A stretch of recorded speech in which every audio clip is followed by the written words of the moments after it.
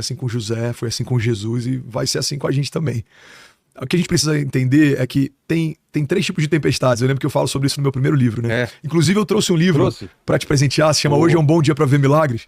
E eu juro que não foi nem ponte pra fazer o merchan. Olha que legal. Aqui, ó, Hoje é um Bom Dia pra Ver Milagres. É um devocional, são 365 dias. Pra todo dia você passar um café de manhã e... Poxa, vou usar muito, cara. Vai te abençoar, tenho certeza, mano. Obrigado. Né? E no meu primeiro livro, Vilela, eu falo sobre 3 tipos de tempestades. As tempestades que a gente gera, crises que a gente não precisaria passar, gigantes que a gente não precisaria enfrentar, batalhas que a gente não precisaria ter entrado. Eu falo sobre as tempestades que elas acontecem, elas independem de você. Você pega, por exemplo, aquela tempestade em que Jesus manda os discípulos irem à frente e eles ainda insistem, não, mestre, a gente vai ficar com você, a gente está perto, a gente quer estar junto. E a Bíblia fala que Jesus insiste para que eles sigam. E ele fala, mais à frente eu vou até vocês. E no meio do caminho tem uma tempestade. Então, é uma direção de Jesus, eles não estavam em desobediência, foi o próprio Jesus que mandou eles irem até lá, mas no meio do caminho... Ou seja, tinha um propósito. Então tem tempestades que elas vão acontecer, elas fazem parte, e tá tudo bem. E tem um terceiro tipo de tempestade, que são tempestades em copo d'água. São desafios que nem são tão problemáticos assim, talvez nem seja uma crise de fato, mas a gente, por ter uma perspectiva errada, a gente acaba maximizando as coisas, né? Eu acho que a gente precisa, talvez é uma boa chave pra gente começar essa conversa. Vou começar 2025. Tá bom. O que eu preciso fazer? Primeira coisa, começa a entender que tipo de tempestade você tá enfrentando. Se é uma tempestade que você gerou, se é uma tempestade que ela faz parte, você vai ter que enfrentar. Ninguém planeja um câncer, ninguém planeja um luto. Ninguém planeja ser mandado embora. Pois é. Agora, preciso analisar e entender. Essa crise eu gerei, essa crise ela chegou, ela se apresentou.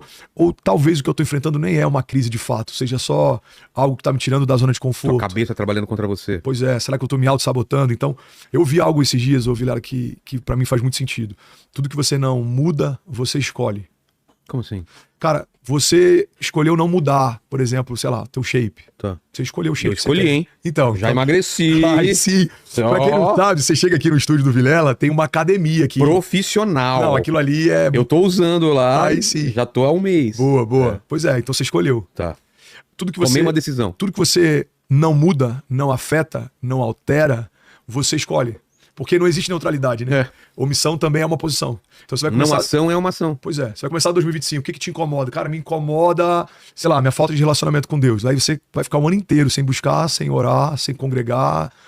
Você escolheu esse lugar. Ele não foi imposto pra você. Então, eu gosto muito, cara, de um conceito de alguém que faz parte da nossa igreja também, o Paulo Vieira. Ele treina pessoas. Ele veio aqui e ele fala sobre autorresponsabilidade.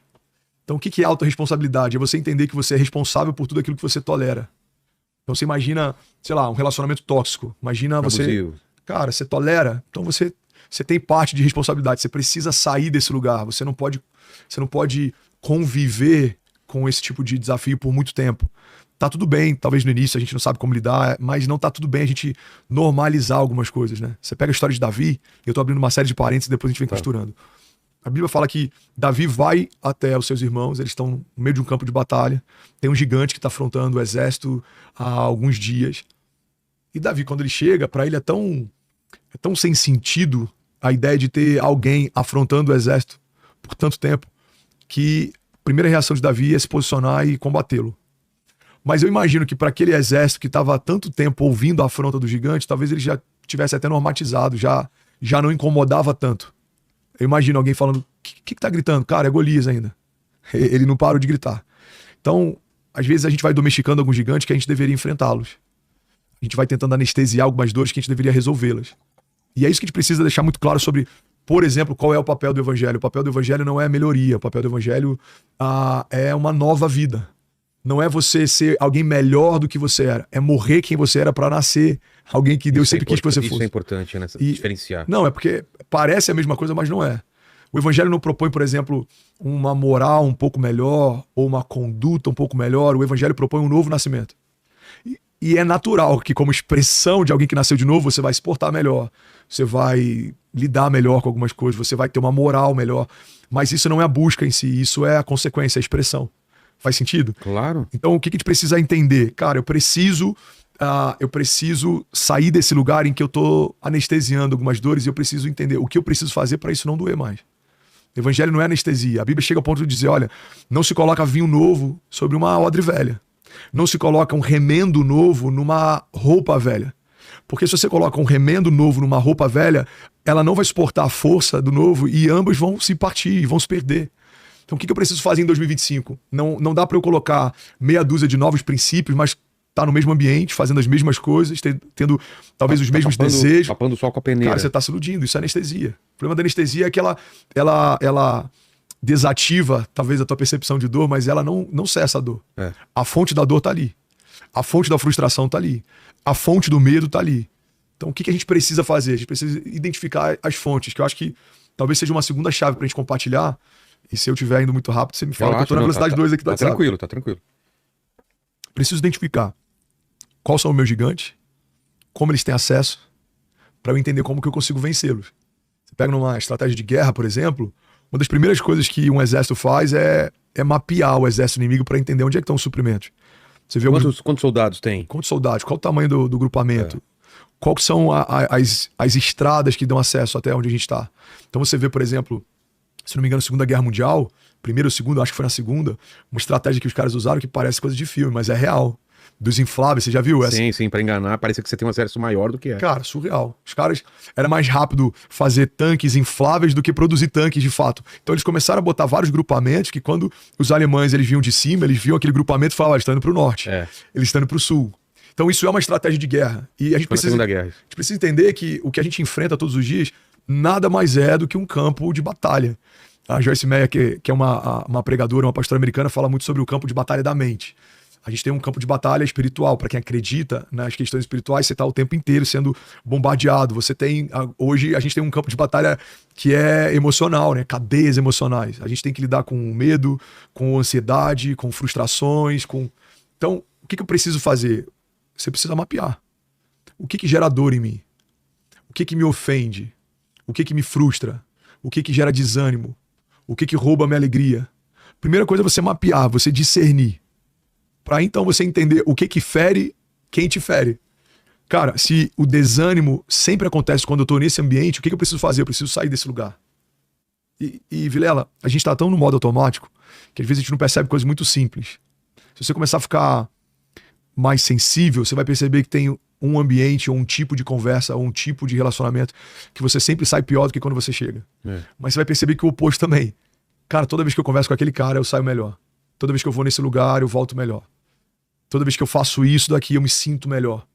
E aí você começa a mapear, porque é muito simples. Eu preciso ter menos no meu dia a dia daquilo que me faz mal, e eu preciso ter mais no meu dia a dia daquilo que me faz bem. Parece simples, né? Pois é simples.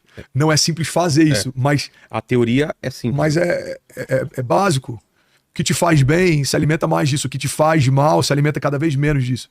O que rouba da gente essa percepção? É o modo automático. O modo automático, por exemplo, faz a gente dirigir, e claro, eu nunca faço isso, você nunca faz isso, mas talvez alguém que está assistindo, em algum momento você já deve ter aberto o teu WhatsApp enquanto dirigia, né? Talvez tenha acontecido em algum momento, não sei. É uma infração da lei, mas com certeza alguém já deve ter feito em algum momento. Você pega o WhatsApp e sem perceber você consegue dirigir, cara, por quadras, sem... Você passou por carros, você desviou de obstáculos, você fez uma série de coisas no modo automático. Viver no modo automático é exatamente isso. Você não percebe a alegria do que está acontecendo, e você vai negligenciando também alguns dissabores, alguns problemas. Por quê? Porque você tá correndo, cara. Você tá correndo. E às vezes está tão rápido que a gente não percebe que tem coisas que estão roubando a nossa alegria, tem coisas que estão roubando o nosso tempo, tem coisas que estão roubando a nossa santidade, tem coisas que estão roubando o nosso propósito e a gente não percebe. Eu acho que final e início de ano é um bom momento pra gente desacelerar e repensar muitas coisas, sabe? Eu acho que é um momento que muita gente tem folga, férias, é um momento que muita gente está introspectiva, é um momento que muita gente está fazendo resoluções de novo ano. Então, acho que faz sentido. Eu lembro porque o ano, todo mundo fala, pô, já é dezembro? Já que tá acabando o ano, tem essa sensação cada vez maior, né? De que o tempo tá passando mais rápido. Sabe o que tá acontecendo, Vilela? Além da questão de ser uma promessa na palavra, né? De que o tempo seria remido, a gente aumentou a velocidade das tarefas, mas a gente não utilizou o tempo que sobrou disso para usufruir e deleitar. A gente utilizou o tempo que sobrou disso para empilhar mais tarefas. Então vou dar um exemplo. Antigamente você ligava para alguém num telefone fixo. Fulano tá aí? Acabou de sair. Ah, então pede para ele me retornar quando ele voltar. Beleza. Você esperava 4 horas esse cara voltar para aquele lugar. Ei, lindão, você me ligou? Ah, não, ele acabou de sair. Ah, então avisa para ele que agora eu que retornei. Quando ele puder, ele me retorna. Hoje em dia você manda o WhatsApp em tempo real, você fala com qualquer... Eu falei esses dias com Olha que louco. Eu falei esses dias com um amigo, não vou dar muitos detalhes pra também não expor. Um amigo, ele tava no meio de uma transmissão ao vivo, na TV. Sei. E eu falei, cara, deixa eu mandar mensagem pra ele aqui, que quando ele puder ele me responde. Daqui a pouco ele me responde, mas ele tava... Ao vivo? Ele tava ao vivo. Então, entre uma fala e outra, ele respondendo, e aí, pastorzão, você tá bem? Não, beleza, amanhã eu tô lá. Mas por quê? Porque a gente consegue empilhar mais tarefas, a gente hoje performa mais, a gente entrega mais, a gente trabalha mais. Mas esse tempo que a gente conseguiu otimizar, a gente nem sempre tá utilizando pra gente. Pra quietude, solitude, tempo com a família, devocional, tempo com Deus, tempo com algo que te faz bem, qualidade de vida, enfim. E eu acho que talvez seja por isso que a gente tá tão doente em vários aspectos, emocionalmente. É um tempo de muita gente doente, né? E a tendência é aumentar, porque a gente é cada vez mais exigido. Você consegue, através de AI, por exemplo, sei lá, talvez ganhar o tempo que você gastava lendo e-mails, o tempo que sobra você não vai usar, cara, pra meditação. Você não vai usar pra tomar um café com calma, você vai usar pra fazer mais alguma coisa. E eu acho que é por essa velocidade que a gente tem, e eu me coloco nisso, eu não tô fora disso, essa velocidade que a gente tem conseguido fazer tantas coisas, talvez a gente nem percebe o quão doente a gente tá em alguma área, ou quão cansado a gente tá em outra área. Então eu acho que esse é uma boa chave também pra quem quer começar 2025 de um jeito diferente. Você precisa se ouvir mais. Eu comprei um rancho um tempo atrás, falei sobre isso no último podcast, né? Tô nessa daí também, viu? Cara, é um comprei lugar... um sítiozinho também, irmão, pra desacelerar. E porque não o tem... tempo passa, parece que tudo dá tempo pra fazer. Vilela, é muito rápido, irmão. Você vai abrir seus olhos, você vai ver que já passou 10 anos, a gente vai estar falando sobre os últimos 10. Eu fechei meus olhos, cara, minha filha tá com 11. Daqui a pouco ela tá aniversário de 15 anos. Nossa. Era ontem, essa menina tinha 7 anos, correndo pela casa. A conversa já é outra. Os desafios dela já são outros. O tipo de assunto que a gente tem que lidar já é outro. E daqui a pouco eu tô entregando a mão dela pra alguém que vai falar, vai me chamar de sogrão e que vai levar ela de fora da minha casa. E, cara, era ontem, eu fiz isso com meu sogro. Já vou fazer 17 anos de casado. A vida passa muito rápido. É um piscar de olhos. E a gente precisa ser intencional e pelo menos ter momentos. Eu sei que não dá pra gente viver na terra do nunca, não dá pra gente fingir que não precisa trabalhar e a gente tem que trabalhar cada vez mais. A gente precisa fazer cada vez mais coisas, mas no meio dessa loucura, a gente precisa encontrar espaço pra gente, pra quem tem valor pra gente e espaço pra Deus, cara. Acho que são 3 áreas que você não pode negligenciar. O meu tempo com Deus, o meu tempo comigo e o meu tempo com quem eu amo. Então, por exemplo, o meu day off, segunda-feira, é muito comum eu ir assim que eu acordo pro rancho. Você prega manhã, tarde e noite, aí segunda é o que você Atendo, descansa. aí depois a gente janta, conversa, derrama, aconselha. Não é incomum eu sair da igreja às vezes 3 da manhã no domingo, porque, pastorzão, tem que resolver algo que é amanhã cedo, então eu já vou despachando, já. Então, por exemplo, eu vou sair daqui agora, é a segunda gravação do dia, eu tenho uma reunião voltando pra Alphaville, chego lá, tem uma última gravação. Tá. E tá tudo bem você ter uma dinâmica assim, desde que você tenha momento pra você, momento você com Deus e momento você com quem você ama. Você tava falando então que segunda no seu day off, você vai lá é muito pro rancho? comum, de manhã eu já vou pro rancho e é quando eu desopilo. Tá. Então, cara, eu gosto de andar no meio do mato, eu peço uma marmita, eu como no meio da trilha.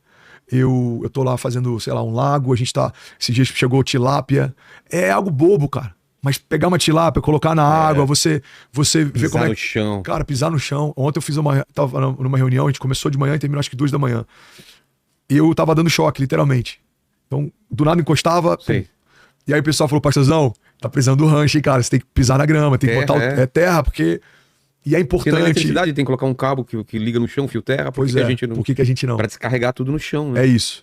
Aí eu saio desse lugar de tempo comigo, eu preciso ter tempo com quem eu amo. Porque às vezes a gente não consegue dar o melhor pra quem a gente ama, porque a gente não tá conseguindo dar o melhor nem pra gente. Você tem que estar bem com você pra estar bem com os outros. Então eu desenvolvi rituais, cara, que são bobos e simples, mas me fazem bem. Meu primeiro café do dia, eu não abro mão de poder fazer isso em silêncio. Eu não consigo acordar e já tá, tipo, super sociável. Porque o meu dia inteiro eu vou ter que ser esse cara. Aí você se... Cara, eu passo o primeiro café, eu sento na poltrona e eu olho pro nada e eu penso em nada. É como se o meu sistema estivesse dando um reboot ali. Sabe quando você liga o computador, ele tá lá, processando, abrindo as janelas, ele tá... reconhecendo todos os drives, todo... Aí do nada vai vir o logo lá da empresa e aí, quando para tudo, é como se ele dissesse, tô pronto. E ele vai performar bem. Agora, pega o seu computador e você nunca desliga. Pega o laptop, você só fecha. Cara, a memória tá super ocupada porque você não fechou as janelas. Ele não faz o reboot, ele não... Eu acho que às vezes a gente tá assim, sabe? Você não consegue fechar entre uma janela de um dia e de outro. Você tem um tempo pra você processar. Você tem que processar. Cara, como é que foi meu dia ontem? Que loucura, uma entrevista ontem foi incrível com o Vilela. Putz, esqueci de falar sobre isso, cara. Vou mandar mensagem pra ele depois. E você tá processando. O que eu vou fazer hoje? Cara, acho que hoje eu não vou lá não. Vou adiar essa reunião. E aí, você terminou isso. Aí você vai ter tempo com seu filho. Eu faço assim: ei, bem, vem cá, como é que tá? E aí, vamos brincar? Cadê o carrinho? Traz lá e tal. E aí, minha esposa, e aí, amor, tudo bem? Papapá. E aí eu saio de casa e eu tô pronto pra vencer os gigantes, enfrentar as tempestades e, enfim, tomar porrada, porque todo dia tem alguém que se levanta, seja uma fala, uma pessoa, seja um desafio, seja um problema, seja uma decisão que você tem que tomar e você tem que ministrar sobre alguém, você tem que estar inspirado, você tem que estar bem, mas você tem que estar bem com você, cara. Eu acho que isso é uma boa chave, assim, pra começar 2025. Se você não tem períodos com você, você precisa abrir espaço pra esse lugar, porque se você não se ouvir, cara... Eu lembro de uma citação do T.D. Jakes. Ele falou que ele não tinha essa crise que a nossa geração tem de querer ter um relacionamento tão rápido. Pressa. Ele falou: eu me namorei antes de querer namorar alguém. Eu entendi que eu precisava me conhecer antes de estar pronto pra conhecer alguém. Eu precisava ter essa consciência de quem eu sou, como eu me movo, o que me faz bem, o que me faz mal, qual o propósito que eu carrego, pra onde eu quero ir, pra que quando eu me relacionasse com alguém, isso estivesse muito claro dentro de mim. Um motivo pelo qual muitos casamentos estão em crise hoje é porque tem alguém que ainda não tem plena consciência de quem é, com alguém que talvez esteja em crise em algumas áreas, e os dois coexistem e precisam construir um destino junto. Então, imagina, você pega, por exemplo, a Via Láctea, né? Você tem vários planetas que eles coexistem em plena harmonia, mas existe um criador que estabeleceu essa dinâmica. Então você tem atmosfera, você tem estratosfera, você tem densidades diferentes, dinâmicas diferentes, rotações diferentes, tamanhos diferentes. Cara, mas existe uma ordem que mantém esse lance que teria tudo para dar errado e entrar em colapso, mantém em perfeita harmonia. Agora a gente precisa entender que pra gente coexistir com uma série de desafios que cada um carrega, você precisa estar em ordem, porque senão vai chocar. Não é que você não ama, não é que vocês não talvez queiram estar juntos, mas é porque tem muita coisa que tá fora de ordem. Eu lembro de uma pregação, eu vou te entregar a palavra, que eu fiz há talvez 4 anos atrás, e ela se chama Coloque em Ordem as Vozes ao Seu Redor. A gente precisa identificar as vozes ao nosso redor. Vozes internas ou vozes de outras pessoas? Cara, de todos os tipos. Você quer um exemplo? A gente pega Gênesis. A Bíblia fala que a serpente, ela sugere algo para Eva. A serpente não pecou por Eva, a serpente não pecou por Adão, mas ela sugeriu. Colocou a fagulha na cabeça. E é uma dinâmica, Vilela, que o inferno usa muito até hoje e funciona muito bem. O inferno não precisa dizer para você... Faça isso. Ele só precisa sugerir que talvez se você fizer seja legal. Que é o que acontece com Jesus no deserto. É isso. Se você é o filho de Deus, faça. Se você... Cara, as 3 tentações são 3 sugestões. E essa sugestão... Em 3 campos diferentes. Né? Em 3 campos diferentes. Essa sugestão, ela toca João Batista, por exemplo. João Batista, ele tá preso. Todos os relatos que ele tem agora do ministério de Jesus não são relatos que ele vê, mas são relatos que trazem para ele. Então eu imagino os discípulos de João falando: mestre, eu não sei se de fato ele é o Messias. Por quê? Cara, porque ele tá andando com gente que eu acho que você não daria. Cara, esses dias ele tava jantando na casa de um cara que você não entraria. Sem dúvida. Então você imagina uma série de sugestões, ao ponto de João Batista pegar um discípulo e falar: pergunta pra ele se de fato ele é o Messias que aguardávamos. Cara, olha ele duvidar da própria... Olha que loucura, Vilela. Uma convicção gerada desde o ventre. A Bíblia fala que Isabel se encontra com Maria. João Batista está no ventre de Isabel. Jesus está no ventre de Maria. Dentro do ventre eles começam a se remexer, porque aqui tá a voz que clama no deserto. Aqui tá aquele a quem ele vai preparar o caminho. Poxa, cara, isso é... Cara, isso incrível. É muito forte. Como que uma convicção gerada desde o ventre se perde por conta de sugestões? Aí Jesus manda responder, diz pra ele que os cegos estão sendo curados, os paralíticos estão andando. Então, a gente precisa ter esse cuidado. Se João Batista é afetado por uma sugestão... Imagina a gente. Imagina a gente. De todo canto, de rede social, ao trabalho, ao colega de trabalho, tudo, cara. Cara, é de uma foto sensual no outdoor a uma publi que aparece no teu YouTube antes de você assistir uma pregação. Verdade. Cara, eu tenho vários desafios. Esse que eu vou citar, eu não tive que lidar com ele, mas é um problema que toca muita gente na nossa geração. E a tendência é aumentar. A pornografia é um desafio muito grande que muita gente enfrenta. É real, é latente, é difícil de romper. Você imagina, o acesso a ela tá muito mais fácil hoje. O cara pode estar entrando agora num navegador para assistir uma pregação, mas antes de começar a pregação vai aparecer uma publi que já vai ser uma janela que vai levar ele para esse lugar. Verdade. Então, o que a gente precisa entender? Como a gente está sendo bombardeado o tempo inteiro, a gente precisa saber lidar muito bem com as vozes ao nosso redor. E qual é uma das ferramentas que mais utilizam contra a gente, Vilela? Sugestão. As sugestões, cara, fizeram Adão no paraíso, irmão, ser expulso dele. E não tem sugestão que é feita para parecer que é a sua própria voz pensando? Não, a maior parte delas, porque toda sugestão do inferno vai parecer com algo que você já ouviu do céu. Dá um exemplo. Vou te dar um exemplo. A tentação de Jesus fala sobre algo que de fato fazia parte do destino profético dele. Olha o que Satanás fala. Se você se prostrar e me adorar, eu vou te dar governo, autoridade, influência. Cara, de fato, Jesus veio para estabelecer governo, autoridade, influência, mas não por esse caminho. Sim. Então, muitas vezes, o que o inferno vai te propor é muito parecido com algo que o céu já te prometeu. As propostas parecem com promessas, mas não são promessas. Então, Deus me prometeu algo. Vou dar um exemplo, tá? Eu vou te dar a voz nessa geração. Aí vem o inferno e me faz uma proposta. Olha, se você aceitar esse atalho, eu te dou voz nessa geração. Fala, putz, cara, Deus me disse que eu vou ter voz nessa geração. E aí tem eu começo... um quadro no programa que não é tão legal e de lá você pode pensar... Aí você negligencia princípios, aí você vai lá e começa a negociar valores, aí você pega atalhos, você passa por cima de pessoas, e aí, cara, cheguei.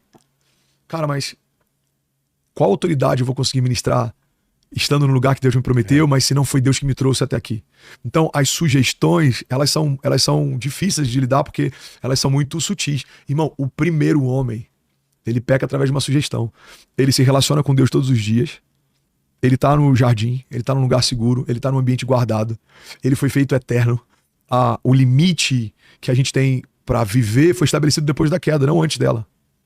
Então o homem foi feito eterno como Deus foi feito em imagem e semelhança de Deus. Por isso lidar com luta é tão difícil. Por isso lidar com a despedida de alguém é tão difícil. A gente não foi gerado para se despedir de ninguém.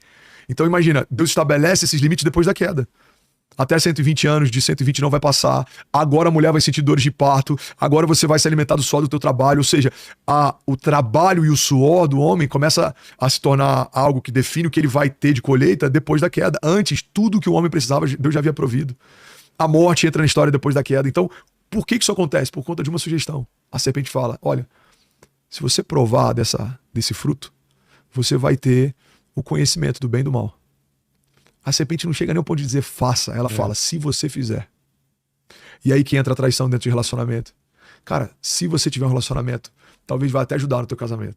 Olha, se você abrir essa concessão, você vai ganhar mais dinheiro. Se você negligenciar esse princípio, você vai conseguir acelerar a tua carreira, enfim. Então a gente precisa colocar, pra gente fechar esse parênteses e talvez não se prolongar tanto nele, a gente precisa colocar em ordem as vozes ao nosso redor. E olha que louco, Vilela. Como a gente faz isso? No jardim, a serpente está do lado de fora, ela tá do lado sugerindo. De fora? Ela tá. Não, eu digo, ela não tem acesso ao interior da criação. Ah, tá. Ela tá sugerindo lá de fora. Ela é uma voz. Só que assim que o homem peca, ele tem vergonha porque tá nu e se esconde. E a Bíblia fala, Deus, né? E a Bíblia fala que Deus então fala para Adão: Adão, aonde você tá? E óbvio que ele sabia onde estava. Não era geograficamente que ele estava perguntando. Ele tá trazendo uma consciência para Adão. Porque eu imagino quando Adão ouve essa pergunta de Deus, ele deve ter olhado pro lugar dele, que agora é um esconderijo, ele tá falando assim, cara, o que eu tô fazendo? É. Aí Adão responde, Senhor, eu tô com vergonha porque eu tô nu. Cara, isso aqui é muito forte. Aí Deus faz uma segunda pergunta. Adão, quem te disse que você tá nu? Nossa. Depois do pecado, Vilela, as vozes começam a ter acesso ao nosso interior. Aí vem a vergonha, vem a acusação. É isso. Então a sugestão, ela vem do lado de fora, mas depois que o homem cai, o homem caído começa a ter sugestões do lado de dentro. Então a partir do pecado tem uma voz dizendo, cara, você tá nu, é melhor você correr, Deus está se aproximando, ele vai te punir, você tem que se esconder, você precisa fugir. E é isso que a gente precisa entender. Existem vozes que liberam destino, que abençoam, existem vozes que impulsionam, que empoderam, que acalmam. Existem vozes que levam a gente para um lugar de paz. Existe um bom pastor que vai levar a gente mansamente em águas tranquilas, prepara uma mesa na presença dos inimigos. Agora, existem vozes de acusação. Você pega vários relatos de pessoas que lidaram com tentativas de suicídio, eles falam, cara, tinha uma voz interior dizendo, acaba logo com isso. Você é uma vergonha para sua família. Até quando você vai fingir? Até quando você vai se enganar? Então, assim, essas vozes... O mal não pode te matar literalmente, mas ele pode te sugerir a fazer isso. Vilela, a maior ferramenta que o inferno tem usado nos tempos atuais se chama autossabotagem. Ele não precisa te matar, ele só precisa convencer você de que morrer é uma opção. Só precisa convencer você que desistir é uma opção. Porque quando a gente começa a dar acesso a essas vozes, agora elas falam dentro de nós. Da mesma forma, quando a gente está cheio da vida de Deus, a voz de Deus começa a ter um acesso e uma amplitude maior dentro da gente. É o que a Bíblia fala de testemunho interior, né? É quando você começa a ter impressões no seu espírito. Paulo fala que a oração do Espírito ela é infrutífera para nossa mente, mas ela edifica o nosso espírito. A Bíblia fala sobre gemidos inexprimíveis. Cara, tem coisas que você precisa, nem sabe que precisa, mas o seu espírito está dizendo para o Espírito de Deus, cara, eu preciso disso, eu preciso de escape, eu preciso de consolo, eu preciso de ajuda, eu preciso de descanso, eu preciso...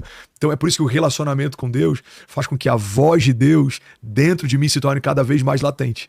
E é por isso que a distância dessa relação com Deus faz com que as vozes que não são de Deus tenham cada vez mais alcance e latência dentro de mim.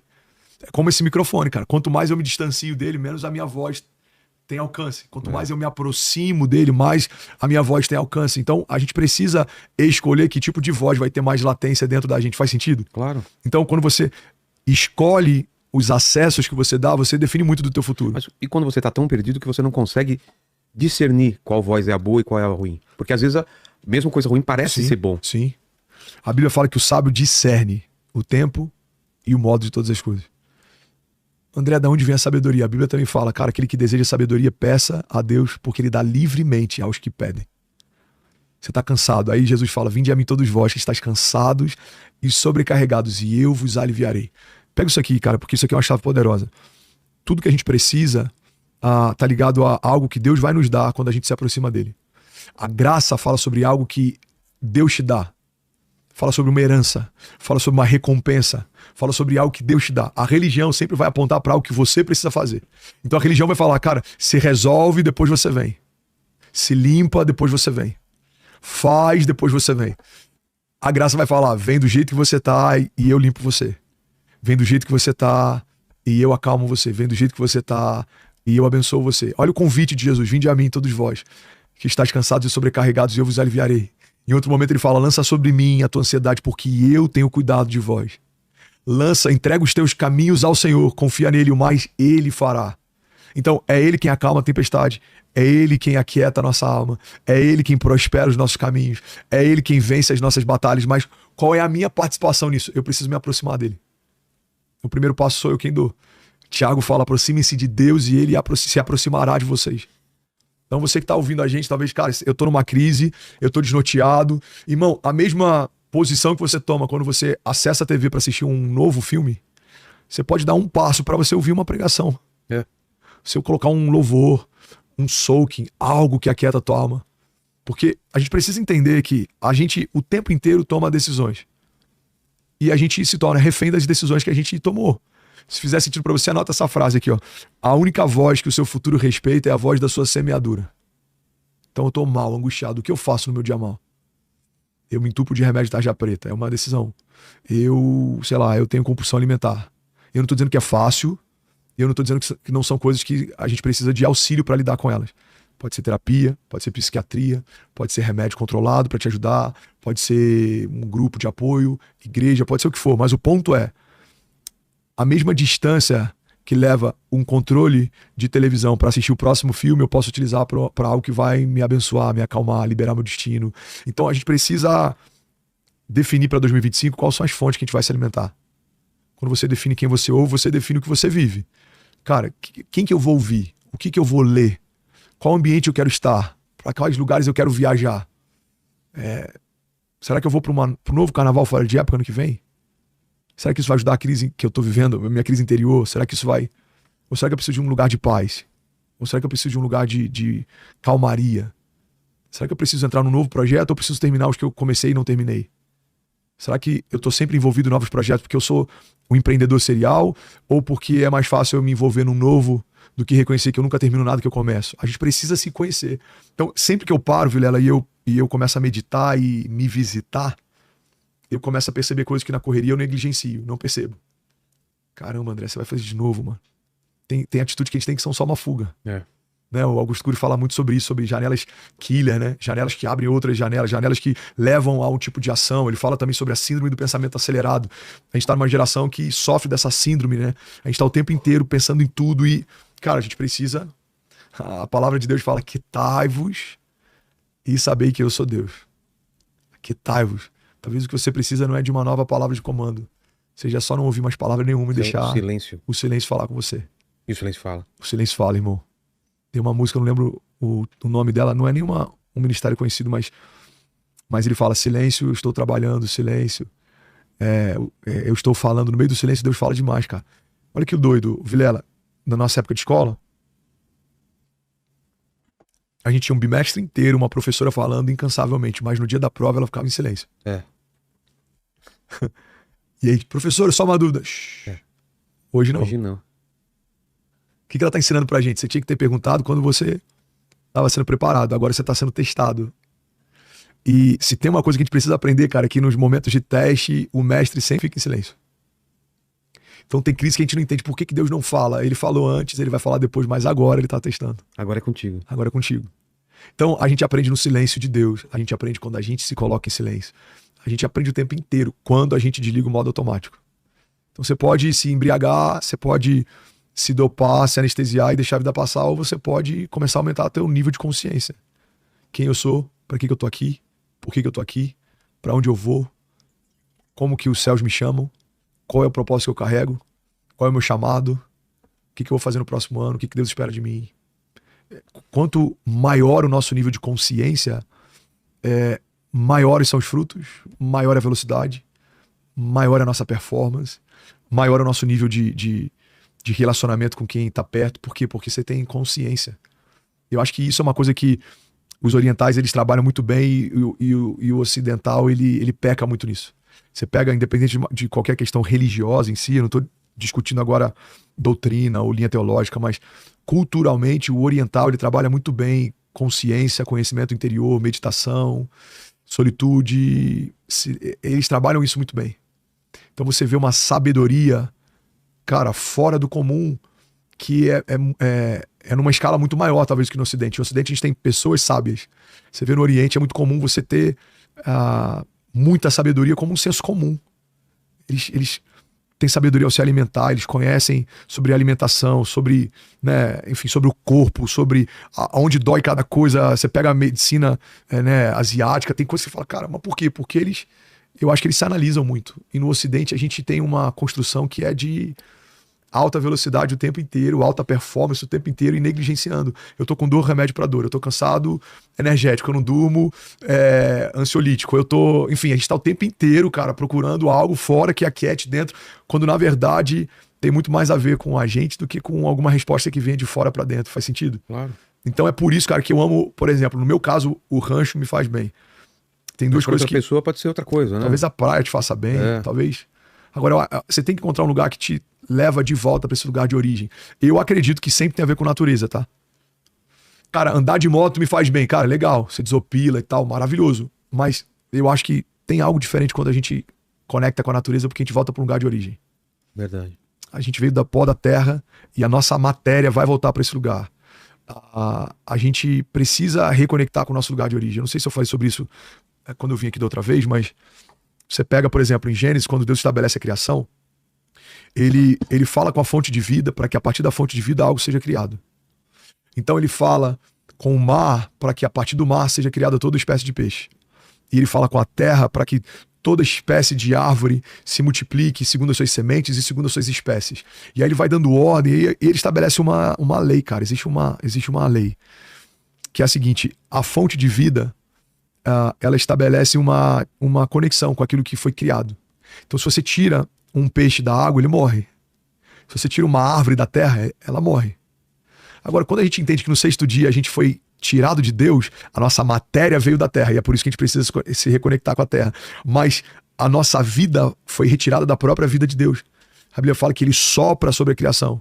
Esse sopro, esse fôlego, no original se chama Zoe, a própria vida de Deus. Ou seja, Deus ele sopra da sua própria vida sobre a criação.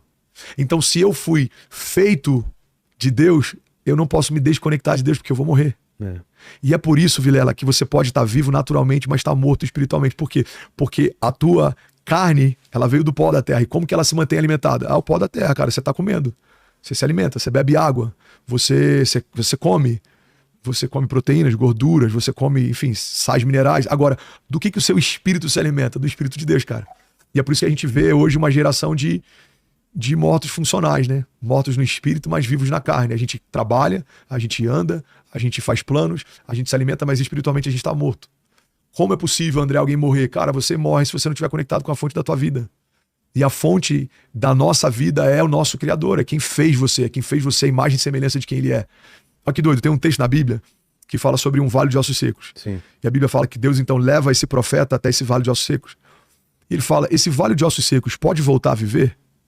E o profeta fala, Senhor, tu sabes. Ele fala, então abre a tua boca e profetiza. E aí esse profeta ele se dirige para um vale de ossos secos e ele fala assim, vale de ossos secos, ouçam o que diz a voz do Senhor. E a Bíblia fala que aqueles ossos começam a se unir, ossos se unindo a ossos, juntas, medulas, carne, pele, tendões, e então um exército se coloca de pé. Pega isso aqui, cara. Aí a Bíblia fala que então Deus soprou sobre aquele exército o seu espírito e eles passaram a viver. Você vê que tem duas dinâmicas diferentes, cara. Estar de pé não significa estar vivo. Você tem um vale de ossos secos que agora está de pé. Mas a Bíblia fala que eles passam a viver quando o Espírito é soprado sobre eles. Porque a vida de verdade é uma vida no Espírito. É.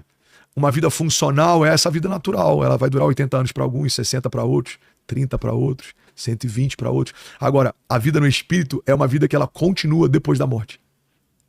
Então, o nosso Espírito, ele é eterno.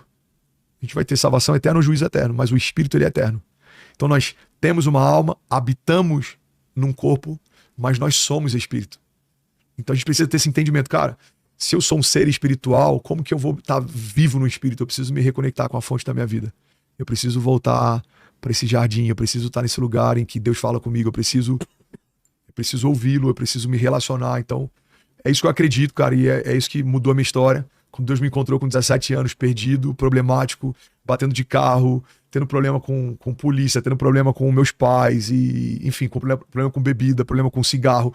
Quando Deus me encontrou no meio da minha crise, o que aquietou meu coração foi ouvir dele quem eu sou, o que ele tem pra mim. A palavra fala, eu bem sei os pensamentos que eu tenho a vosso respeito, diz o Senhor. Pensamentos de paz e não de mal, para te dar o fim que você deseja. Então você que tá ouvindo a gente, cara, se você quer viver um ano diferente, você precisa ouvir de Deus o que Deus tem para você nesse próximo ano e acalmar algumas vozes ao teu redor que talvez tenham trazido desânimo, cansaço, condenação. Acho que um exercício muito prático pra gente entender quando é Deus falando e quando não é, cara.